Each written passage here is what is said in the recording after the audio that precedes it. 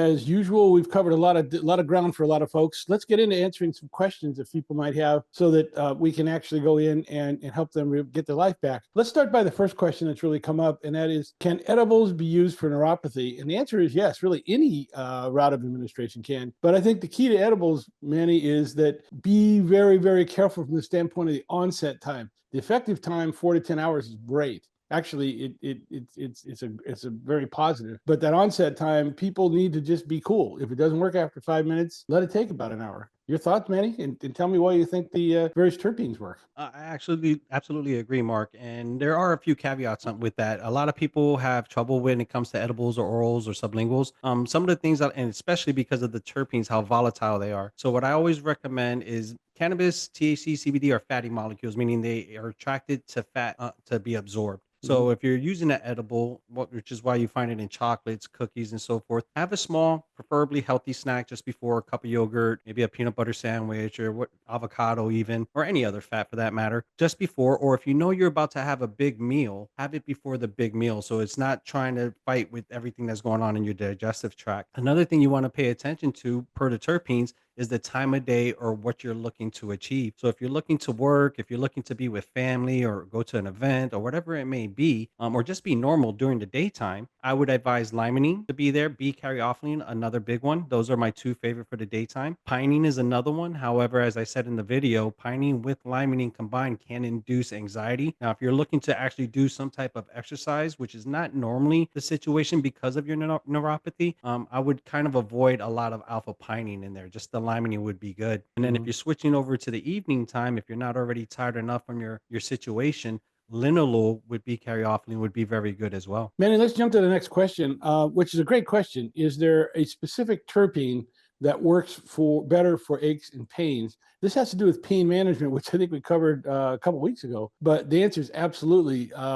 Take me through them because this is really right up your alley. Absolutely, Mark. And I think somebody's playing to my better nature here because I love talking about B-caryophyllene. That is my number one go-to terpene for pain management, particularly because it's the only known terpene right now. When I say known, it's based off of the limited studies we have, and we're still studying it. But it is the only known terpene that reacts with our CB2 receptors, which are in the peripherals dominantly compared to THC reacting with the CB1 receptors that are dominantly in the central nervous system, particularly the spine and the brain. So, a combination, the recipe, if you will, of terpenes for that pain relief, daytime, caryophyllene, limonene, eucalyptol, even terpenoline if you're using a high THC product.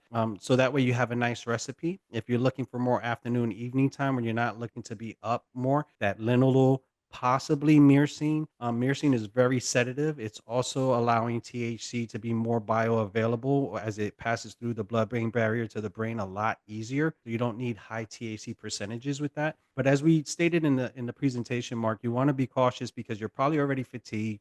You're probably already worn out, and adding something like linalool or myrcene may drag you down a little bit more. Sure. But the key to really making sure that you're addressing your pain is getting the right terpenes. And if you do, they work very effectively. I can attest to that. Let's jump to the next question, which is, I use B12 injections to manage pain. Would this be a substitute, or is this just masking the pain? I do have to tell you, I take B12 injections, and I take them mainly to really help my whole body. I don't think that B12 injections are going to do a great job for managing pain. They help, but they don't manage pain. I don't think they're a substitute. I think there's something that's supporting, more of a supporting product than a substitute product. And I don't think they're really masking the pain as much as they're really helping your body become healthier, which just reduces the amount of pain. Your thoughts, Manny? This is a little bit of a trick question. I think every advisor and consultant has a little bit different variation of it based off of their studies or the clients they work with. I always like to suggest that CBD, particularly for neuropathy, is the star of the show because it really adjusts your pain levels based off of your peripheral receptors like the CB2 receptor. And then Mm-hmm. I always suggest that using THC, although really great, and you want to keep it with your product so you have that full entourage effect with the flavonoids, cannabinoids, and Mm-hmm. terpenes. THC for me kind of masks that pain because it creates that euphoric effect while the CBD is working. It distracts you while the CBD is getting more prominently into your receptors. And if that THC wears off before you have enough CBD in your system, you will notice some of your symptoms come back. However, the Mm-hmm. more you continue your regimen, after about a week or two, you'll notice that you may not want that THC as much as you want the CBD, because again, that is the star of the show. Right. And this is where you use a higher ratioed product. In other words, a ratio, by higher ratioed meaning instead of a 1-to-1 product, you'd maybe use a 4-to-1, meaning 4 CBD to 1 THC, a 9-to-1, 12-to-1. I know my wife uses a 12-to-1 or a 20-to-1, and it really helps her quite a bit with helping her with her particular condition, which is anxiety and stress. Now, So, the key also, Mark, is that when, especially with neuropathy, precisely any pain, but more so neuropathy, this is a long game. mhm, You want to make sure you're consulting either with the dispensary or with entities like yourself or myself, Mark, because as you progress, you might start off, and more than likely, you will start off with a high THC product so you can get mhm, rid of that pain as you load up that CBD. And mhm. as you're consulting or being advised, you'll notice again that you'll start transferring over to those higher ratio CBD products. But just be aware that once you get past that 1-to-1 ratio, if you can even find that in a vaporizer, you won't see it because CBD in its natural, more prominent form will crystallize even if it's liquefied. Sure. And applying more heat will re-liquefy it, but then you're losing the value of the product. So Right. just be cautious and make sure you get those consultations and journal everything you can. Right. Now, many use the word consultation. I'm going to take a moment and point out that every dispensary here in the state of Florida is required to provide consultations. What that means is you can walk in, ask them for a consultation. They will sit down with you and go over your condition and recommend products for you from from the dispensary themselves. And I think they look forward to doing a lot of that. A lot of the dispensaries, this is a service that's provided, but a lot of people don't know about that. You did a lot of consultations when you were working in the dispensary. I did. And so everybody knows it's by law they have to have a consultation room. They have privacy for you if you want it. However, if you don't elect to have privacy, you don't have to. And they're not physicians, they're not medical professionals per se. I'm not trying to demonize them or put them down. I'm not a medical professional, but I am a subject matter expert, like most of the dispensary guides or attendees will be. So going in there, you don't want to kind of dump load on them all your medical diagnoses. You kind of want to explain to them what you're trying to achieve and how you're trying to achieve it. And they'll be able to direct you to the products that are in their specific dispensaries to be better able to help you. Right, and that consultation is really helps a lot of people. I highly recommend it. Let's take a look at the next question, and that is just had hip replacement surgery today. Oh wow, good luck.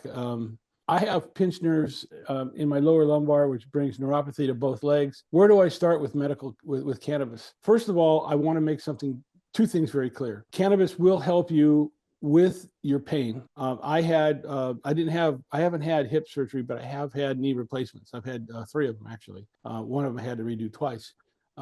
But the key is it does work with pain, and it works very, very well. I think the other thing that's important to point out is we're using medical cannabis. No one has ever died from using medical cannabis. I know that people, when they look at a lot of different medications, you read the bottle, and at the bottom of it, they have some negative things about you're going to die and get sick and do things like that. You're not going to die using medical cannabis. Nobody's ever died either recreationally or medically using a particular product. And I know that that's of concern for a lot of people. So with that, I want to jump into this particular question because it really, how do you get started? One is to find a doctor, and I'm going to talk about that a little bit about medical marijuana treatments in Florida. But the other is really being able to find your dosing and making sure you get your dosing correct. And I'm going to have Manny address that one because that's really something that he does very well. Find a medical marijuana doctor, and finding them is you'll find when you go out in the internet and you say medical marijuana doctor, a lot of them will pop up. I recommend the medical marijuana treatment clinics of Florida, and the reason for that is because a lot of doctors will they'll give you a card, meaning they get you a recommendation in the Florida state registry. That's all they give you. They just say, here you are able to purchase product. You can buy this much flour, this much tinctures, these many edibles, that type of thing. But they don't tell you what to buy. And that's very different from a lot of the prescriptions that you get from a doctor where they write a prescription and say, take 2 pills and call me in the morning. And that leads to dosing, which I think Manny will talk about. But the point I'm making is what you really want to do is find a doctor's group that will support you. Medical marijuana clinics of Florida have a couple of things that I really like. One, they have a dosing center, which means you get a phone number. So once you get your card, you can call someone and get help being able to figure out dosing, what products you should be using, really any questions that you have. They walk you through it. The second is they give you an email journey. Twice a month, you'll get an email that'll walk you through what you should be doing and how to follow up, and a link to people that will support you that's there. And the third is that you can call them at any time. They're a large enough organization having 22 clinics that they have people online. Now, that being said, Manny, now that we have our card and I start using medical cannabis, really I got to pay attention to finding out my what I call the therapeutic dosing level. What's my sweet spot? Yes, you do. And before I get into that, I just have to throw one little tidbit on what you said, Mark. There's a MMTC not too far from me, which also helped me get started on my journey as an advisor. Dr. Beasley has been amazing. She kind of helped coach me and learn some of the medical jargon so I could connect the dots and help her learn more of the cannabis jargon, if you will. So we kind of play off of each other. I work with a few physicians here in the Panhandle, and it really is, it comes down to the cost. And if you can afford MMTC, by all means, I'll send my clients over there all the time. And I more often than not won't hear from them again unless I go and check in on them because MMTC does such a great job. Otherwise, I send to other physicians and then I help counsel through the rest of the weeks or however long they need me. But when it comes to dosing, it's going to be particular to what you want to use, how you want to use it, what time of day, so forth. Not Mm-hmm. knowing all of that from this question, I would suggest using two things in tandem. I would start off probably with a topical, as long as you're not too sensitive to touch, and then I would also use probably a sublingual or an edible that is homogenized. And what I mean by homogenized is that most edibles come in certain increments, usually 5 to 10 milligrams. And whatever that increment is partitioned as you see in chocolates, or if you get a gummy, that whole gummy is either 5 or 10 milligrams. And if it's not homogenized, you don't want to cut it in half. You don't want to split it in quarters because you don't know where all that medicine can be. One day it's going to be like, oh my God, that was great. I'm going to take another half tomorrow. But in this particular partition, all the medicine was in the other half. So you didn't get the effect, or you Right. took the half that has all that medicine, you got too much of effect.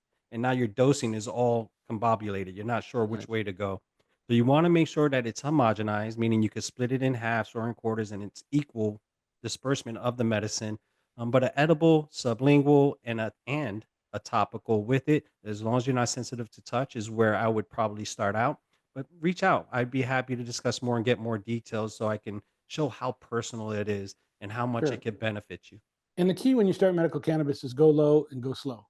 Take a little bit. I'll just use a tincture as an example. Take a quarter of an eyedropper, try that for a day or two, find out if you get any relief. If you're not getting any relief, then increase the amount of tincture drops using. Go to a half an eyedropper. I like to use tinctures because the eyedroppers are very easy to control. They work relatively quickly. They work within 10 minutes to a half hour, and you'll know right away if they start working. And you're able to up the dosage from a half to a three quarters. What you'll do is you start going from a quarter of an eyedropper, for example, or to half of an eyedropper. You'll begin to feel relief. And at some point in time, if you keep increasing that to a three quarters of an eyedropper or a whole eyedropper, you may actually go over with your therapeutic dosing level. You may feel a little bit uncomfortable. You may get a little heady. You may feel a little anxious. And if that's the case, then back down. Go down to that three quarters of a dropper or half an eyedropper. That'll help you. That's your therapeutic dosing level. And once you know that, that tells you what you're really, how your tolerance to THC.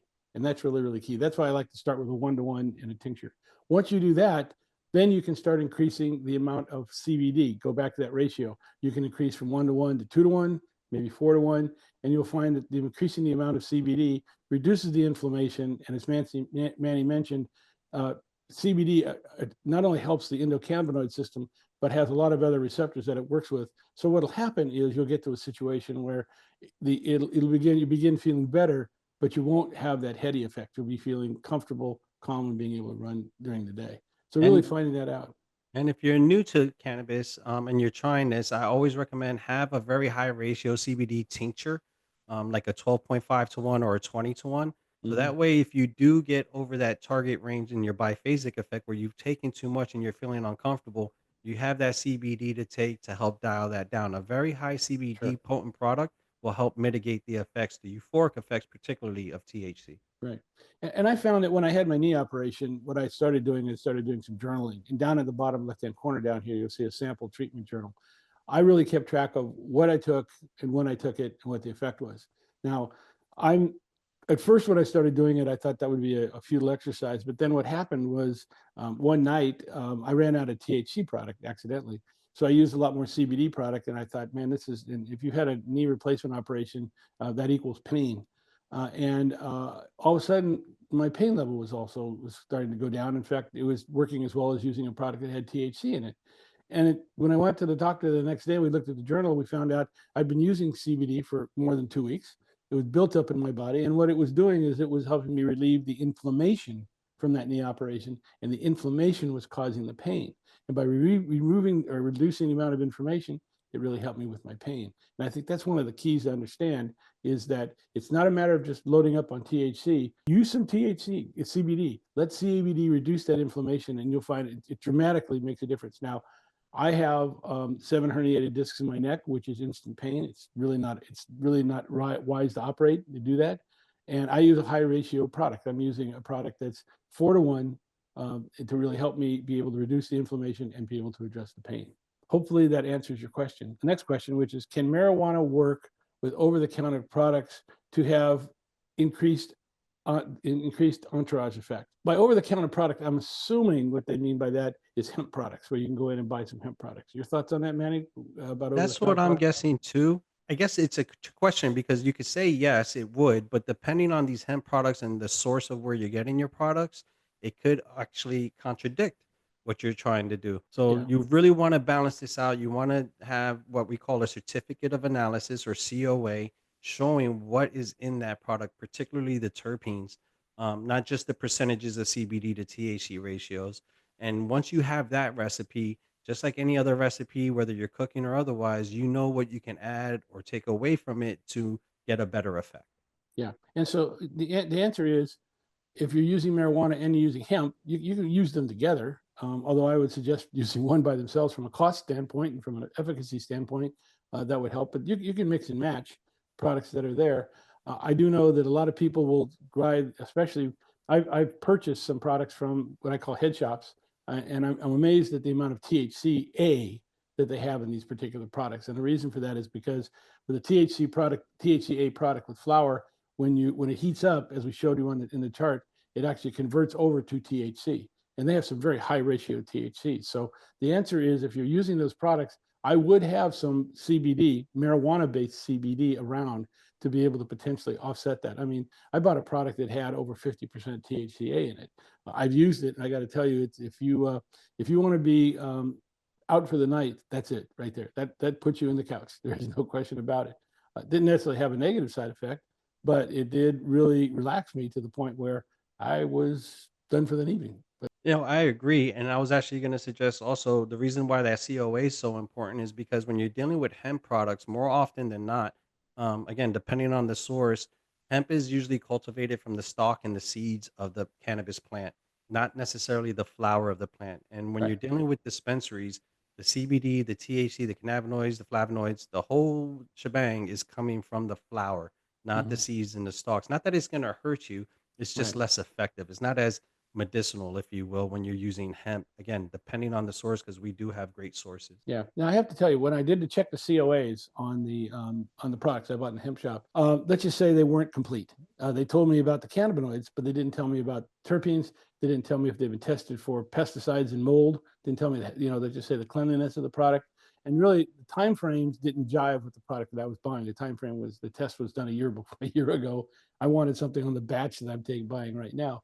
So there's the COAs in a lot of these products are very suspect. Now I know state of Florida is passing legislation right now to require those COAs to be as thorough as the ones that are in the medical marijuana dispensaries. I will be interested to see if that actually happens, because a lot of that product is coming from out of state, and a lot of these people are just buying product and dumping it in a market. So we'll see exactly what happens. I prefer to go to a dispensary. I think it's a lot easier. It's a lot cleaner. I think then I get better products. But again, can they be used? The answer is yes. And I think questions on choosing the route of administration for neuropathy, I think what they might be asking for is, which one should I choose? And let me, first of all, start by saying, choose a route of administration that you will use. Don't do something that you won't use. I know a lot of people who don't smoke are told to use vapes, and they're not comfortable with that. And so they're not encouraged, or let's put it, they're not motivating themselves to go use it. If you like edibles, which are great, please do. But again, be careful. Be very, very careful. Okay. Take that hour or two before they're there. Don't eat them like Skittles, because you will end up getting a negative effect if you eat, you take 3 or 4 times more than you should be taking. But if you're comfortable with tincture drops, great. If you like smoking and vaping, that's great. And I should point out, and Manny, I'll let you talk more about this. The products that you get from medical cannabis is not like tobacco. It does not have that carcinogens in there. It's a lot. In fact, it's a lot better for you. Although anything that you put in your lungs, you got to be careful. 100%. And this slide always reminds me of one of the tools I use in my toolbox. I use an acronym called NODE, NODE, the need, the onset, the duration, and the effect you're looking for. And Hmm. it unfortunately, depending on your purview or how you're looking at it, the beginning of your journey is always probably going to start a little rocky and trying to figure out where you want to be. The more you get advice, the more you get consultations, the more likely you're going to find the right product right off the jump. One of the things I like to recommend are topicals, yes, for the feet, as long as it's not sensitive to touch, and or patches. Because patches is a very small dose that gets into the bloodstream, and sometimes you may not even feel the euphoric effect of it, but you'll get the benefits of it. So it all depends on what you're looking to do, how you're trying to do it, what time of day. But yes, you can use topicals for the feet for that question. And Yeah, then the best method of consumption is depending on what you're comfortable taking and what you're trying to do. topicals work great for neuropathy. Okay, and you mentioned the feet. That's something that really helps quite a bit. Now, Manny, there's another question that came up here, and that is, would a one-to-one product help with painful peripheral neuropathy, and how long would it last? And I think the answer is yes, because once you have that, both that THC and CBD working on the inflammation part, THC working on the pain part, it works very effectively. And again, depending on your tolerance to cannabis, you might want to increase the amount of CBD to be able to work on that's there. But that really is something that you really know your dosing level, and then increase the amount of CBD that's there. Almost everyone can increase the amount of CBD once they know the dosing level that you have. Your thoughts, I, Manny? I agree. And one to ones are my favorite to recommend because it's a 50% CBD, 50% THC. Most will compare it to maybe a glass or two of wine or maybe a shot of whiskey or whatever your pleasure may Hmm. be if you indulge in alcohol. Hmm. It's not too strong, but it also gives the benefit of the entourage effect. You're getting all the components, everything you need. And then as time goes on, you'll kind of slide back more on CBD more than likely. And I think we skipped the carpal tunnel one. I'll address that real quick. I had an aunt who has carpal tunnel, or I have an aunt who has carpal tunnel. I've tried multiple products about 3 or 4 years ago when this was still getting launched off with, or when dispensaries were really dialing in on their recipes, so to speak. Hmm. And at first, a lotion, excuse me, a lotion wouldn't work for her. It actually agitated her skin. So I had to Hmm. ease off of that. I tried a patch. She wasn't really comfortable with that, and she normally inhales marijuana for the benefit, but it again, it distracts her. It doesn't actually help loosen up her hands or make her hands feel better. It doesn't take away the Sure. pain. When I started using a salve one-to-one product for her, she absolutely loves it. She can actually hold the joint regularly now. She can hold her granddaughter's hand when they're walking without the pain. Hmm. So it's all a trial and error. Again, low, slow, take your time, journal so we can answer these questions for you. Right. And really, when you talk about topicals, they come in a lotion form, they come in a balm form, which you mentioned, or a salve type of thing, and also they come in patches. So there's different ways of being able to use them, and they have different characteristics that's out there. I love the patch because I can put it on and it'll last, in this particular case, it'll last up to 72 hours. But let's jump into the next question, which is, in choosing between CBD and THC, does the choice matter for healing in both, if both are indicas? Well, indicas or sativa doesn't make much difference. I'm not sure. First of all, CBD, as we've mentioned, does a great job in inflammation. THC does a great job with pain. Working together, they boost each other. That's kind of like they one and one is three. So I would use something that's a ratioed product that really allows each of them to take advantage that's there. So the answer to your question is yes. And I wouldn't necessarily make a choice. What I would personally recommend is using them together. But if you had to make a choice, you have to decide whether you want to go after inflammation or after pain. There's no reason why you shouldn't go after both, because you can. But you do have some things to consider. I know that, Manny, you talk a little bit about CBD. It not only handles and helps the endocannabinoid system, but it also helps a number of other receptors in the body.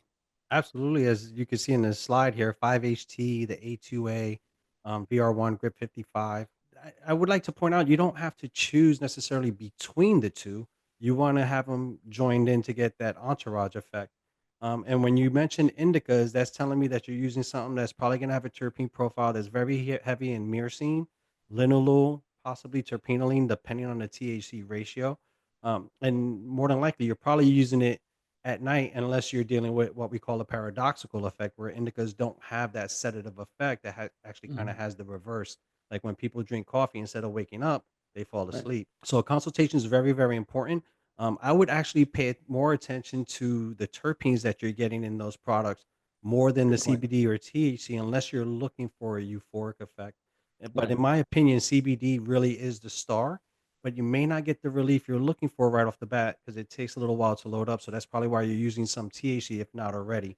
And again, that's why the one-to-ones are so great because you can kind of go up or down either way, depending on how that first dose ever affected you. But Sure. that consultation is going to be the most important so you could figure it out more in detail to your specific needs. Good. Jump on to the next question, which is a great question. I'm on gabapentin for peripheral neuropathy, which does not seem to help much at all. It did not help much at all, even with max dosing. What what do you recommend, and what should I tell my doctors? First of all, tell your doctors if it's working or it's not working. Let me tell you one of the magic tricks I found out when I got in and I became a medical cannabis practitioner and got my certification. You hear the old comment that the doctor will tell you take two tablets and call me in the morning. The reason that they're doing that is because he's giving you the minimum amount of to find out how it works. Like we talk about go low and go slow, he's going low and going slow. The difference with medical cannabis is if you have those tincture drops, you can increase from a quarter of an eyedropper to a half an eyedropper. You can find your dosing level. In this particular case with the doctor, you got to call him back and say, didn't work. Nurse practitioner will probably say, well, increase, and she'll tell you the formula to increase. But the answer is almost every medication that you take has to be tailored to your body. And they're hoping that the minimum would work. And in many cases, it doesn't work. And that's why if it's not working for you, tell your doctor. He needs to know this to either adjust the amount of prescription that you're taking from a gabapentin standpoint, or maybe put you on something else. Now, I would also supplement that, if not replace that, with medical cannabis because of two reasons. One is you're in control. You can up your dosing and down your dosing. You can find your medical cannabis therapeutic dosing level, which is nice to have. But I think the other thing that you'll find is that you're able to choose the products that you feel comfortable using. Usually, when you go to a doctor, it's like 2 pills and I'll see you in the morning. Now you can look at using gummies. Now you can look at using tincture drops. You can using vaping and things like that. I know, for example, my mom is the gummy queen. She loves them. Okay, carries them around in her purse. Of course, she lives in California, but it really helps her be able to really address medical cannabis, and she's using a product that she feels comfortable with. Now, I've had to show mom that you don't take them like Skittles. Wait an hour or two, and she now understands that very clearly. But the point is, it gives you more control. So that's really something that's there. Your thoughts on this, Manny? I completely agree, Mark. I think the only thing I would add to that is that, as most of us Gen X's or older would suggest that back in the day, Dare was suggesting that marijuana was a gateway drug to more drugs. I like to dispel that. It's more of an exit drug. I find Mm-hmm. more often than not that when people start using marijuana, whether it's high CBD or high THC, that they're able to get off of their other medications because it's so much Right. more beneficial without all the side effects. Right. So I would just recommend to your physician that, or tell your physician that, look, I'm interested in using medical marijuana for this reason, and start low, go slow. One-to-ones are a great way to start, if not a higher CBD ratio, particularly for neuropathy. Mm-hmm. Just be aware that it may take a few days to maybe a week or two before you feel the full effects. You will Sure. feel the effects and benefits of it, even if it's a very high CBD product initially, on the first day, but you'll feel the full benefits of it as time goes, and you won't even need to use it as frequently. That's how good it works. That's But great. get that Yep. consultation and make sure you journal so we can track what's going on. Just like if you were to remember what you're going to go tell the physician, hey, this is what I was doing, why I did it, how much I took, which they already know because it's a prescription.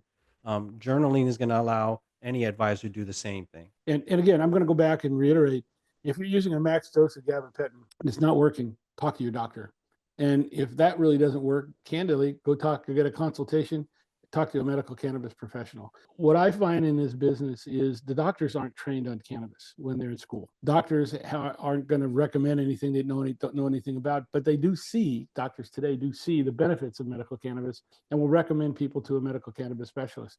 My doctor recommends a number of people to me, and a number of folks that I talk to really help them with their medical cannabis and really get them pointed in the right direction. I think you do a lot of that too with the blunt joint, don't you, Manny? I absolutely do, and what I actually, tell my clients, when they do ask, like, "Why don't doctors give you a precise recommendation or prescription?"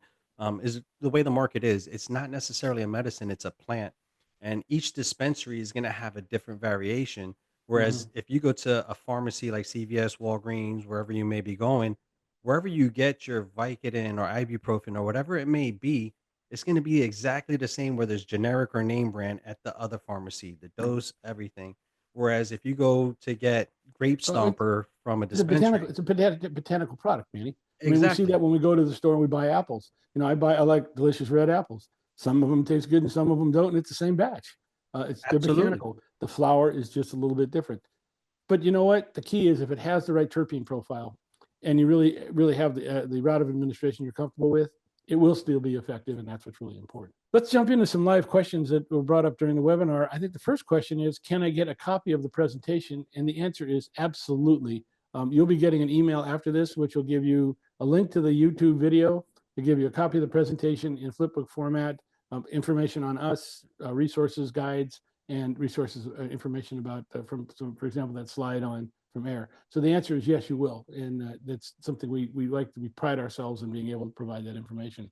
Now, the other question that's really a good one is, for health, is it best to vape over smoke or smoke over vape? I hope for neuropathy. I am a huge vape fan. I'm not against, but I'm not a fan of smoking.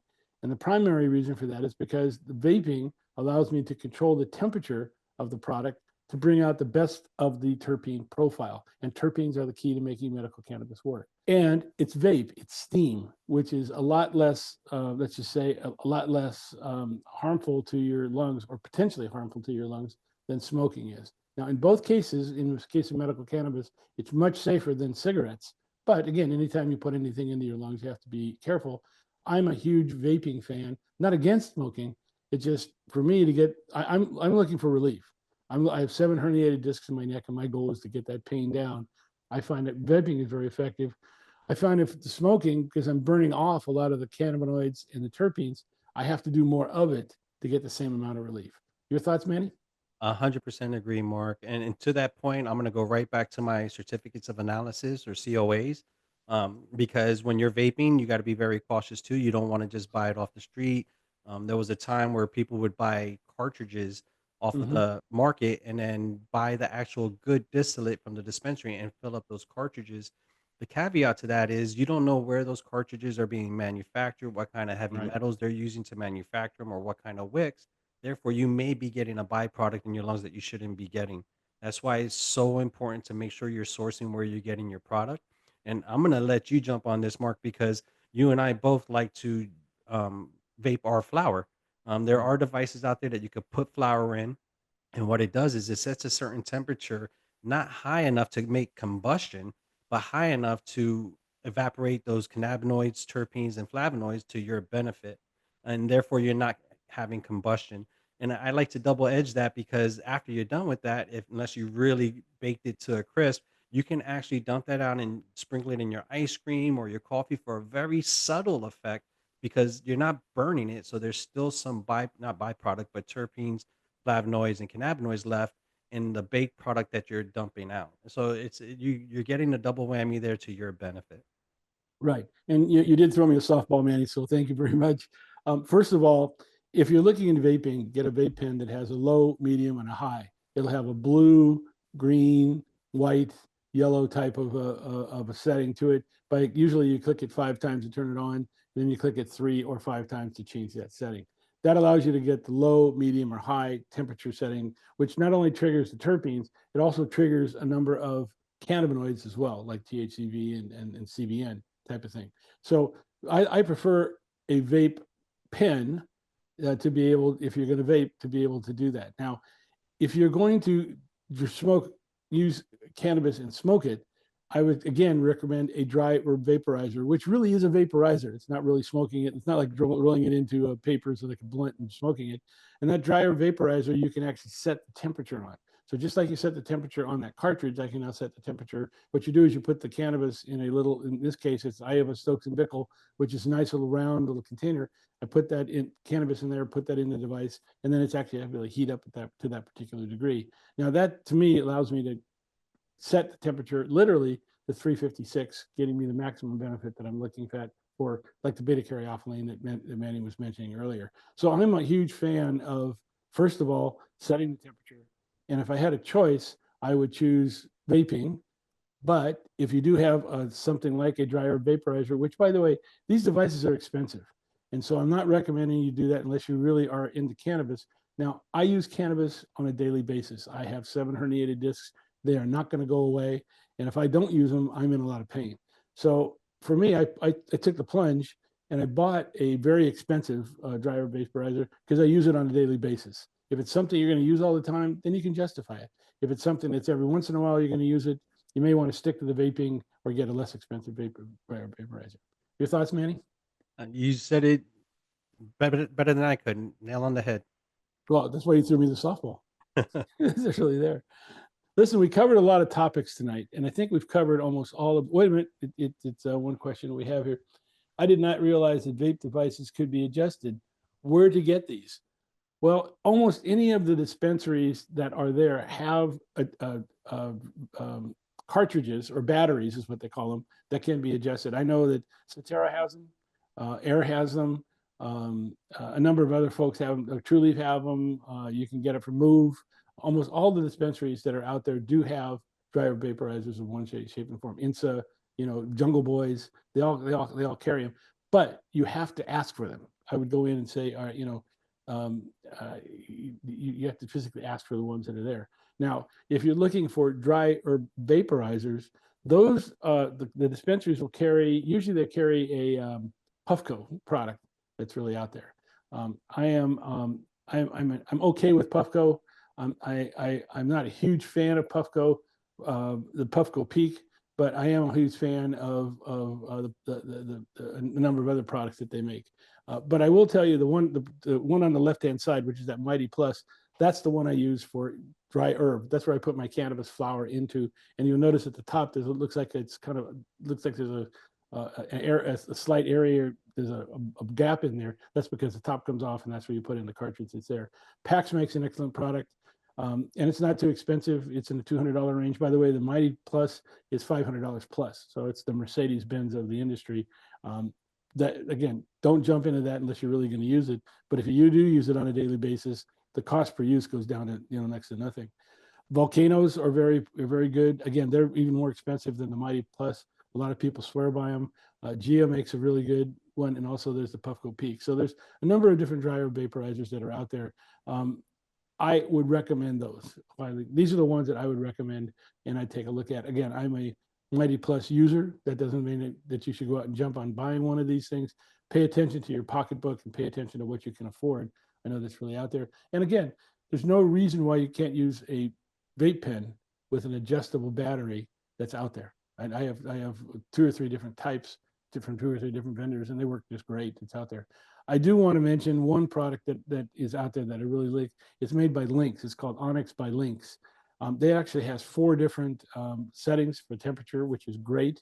And it also allows you to be able to dab as well as be able to vape. And I think that's really, really important. It's a very flexible product, but that's not too expensive. That's in around the $100 range, which is really great. And that's one of my go-to products as well. That's what I use for vaping. For the actual vape cartridges, it takes the 510 vape 10 cartridges and puts it in there. Your thoughts, Manny? I completely agree. My one warning is the Peak, the Puffco Peak, one of my favorite products. More for dabbing when I need it. Yes. If you get a dry herb attachment for it, you could do dry herb out of it.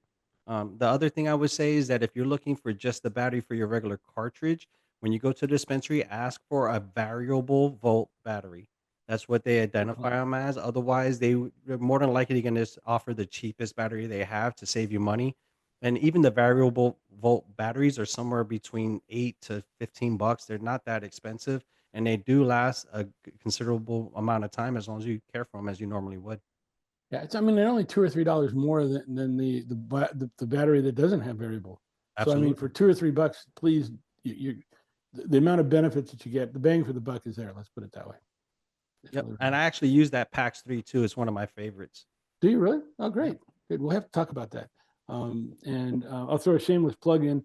Manny and I are going to do a series of videos in the middle of June on how to actually use the different devices. We're actually going to show you how to use them. We're going to show you how to use the dryer vaporizers, how to use the tinctures, how to use the edibles, and that type of thing. And so we'll actually walk you through not just talking about it, but actually showing you how to actually use them. So I'll be visiting Manny, and we have a laboratory set up, and we'll get it all worked I'm out. So looking forward to it. it'll be available at the end of June, and that's something you might want to take a look at. So we've covered a lot of topics tonight, Manny, and again, um, we want to help people get their life back. If we just one person is able to get something from this and be able to get their life back, then we've accomplished what we wanted to accomplish. Although we want to really help almost all of you that are out there. And I want to thank everybody for hanging in there. It's been a long webinar. We've covered a lot of subjects, and really, hopefully, we answered your questions. So, Manny, any final thoughts? As always, Mark, thanks for having me. If you're curious about cannabis, if you're looking to just get advice, or if you're a veteran and you kind of trying to figure things out, you can always reach me at thebluntjoint.life. I actually changed that, Mark. I didn't change it. I added to it. Staylifted.life is another website that'll lead you Okay. to it. And all we do is facilitate conversations. We could create relationships with physicians, at least for me in the panhandle right now. Mhm. And again, like you said, Mark, thanks for sticking with us. I hope somebody gains something from it, and please share. Right. That's how we get the information out. Sharing is caring, and we want to be sure that we can help anybody that needs it. Yeah. And by the way, one question just came in, which I think is a good one from Steve. It said, should I vape THC or flower? First of all, flower usually has THC in it. So it's not an and or that's there. Now, when you talk about THC, it's because you can go to hemp shops and buy a THC product. That THC product is usually a flower. And here's what you got to be careful of. In a lot of THC, a lot of the head shops, they take that flower and they spray on it an isolate, which is all THC. And that's where a lot of people see the high THC concentrates. Those will get you, candidly, they'll get you stoned. Okay. But the isolates do not have terpenes in them, which means it doesn't do much to help you from a medical standpoint. So the answer is I would stick to flower. It's a natural flower that has not been sprayed with isolates. How these people get, how these hemp dispensaries get these higher concentrations is because they're actually spraying and putting a lot of isolates on there. So just be very, very careful. Your thoughts on that, Manny?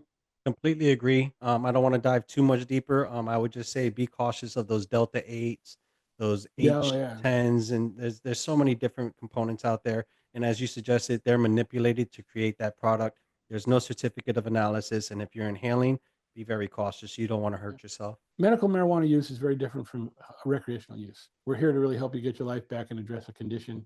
In many cases, the people that just want to enjoy this from the standpoint of a party and enjoy it.